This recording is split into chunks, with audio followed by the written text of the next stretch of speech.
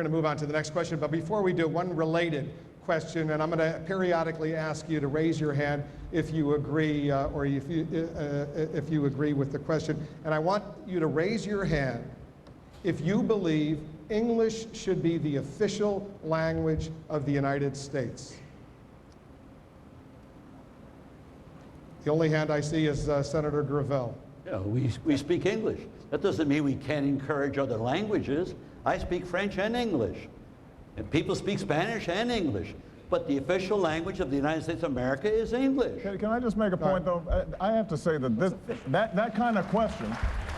All right, hold on. This is the kind of question that is designed precisely to divide us. You're right. Everybody is going to learn to speak English if they live in this country.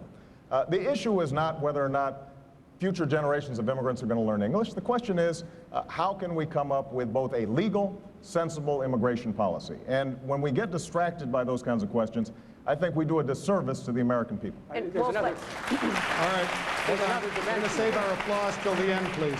Senator Clinton. Wolf, let me add that we faced that in the Senate last year as to whether we would or would not vote for it. The problem is that if it becomes official instead of recognized as national, which indeed it is our national language. If it becomes official, that means in a place like New York City, you can't print ballots in any other language. That means you can't have government pay for translators in hospitals, so when somebody comes in with some sort of emergency, there's nobody there to help translate what their problem is for the doctors. So many of us, I did at least, voted to say that English was our national language, but not the official language because of the legal consequences of that. Senator Dodd, you know, most of the polls show an overwhelming majority of the American public favors making English the official language of the United States. Well, I think the points been made by Barack Obama and Hillary are very, very important here. This is the kind of question that does divide us. Just a related point here. We need to be encouraging more language training in our country. At the time of the 9/11 attacks here, we had advertisements running in national newspapers for anybody who could speak Arabic here. We have too few of our people in this country that can understand second languages. This is the 21st century. This is a global economy.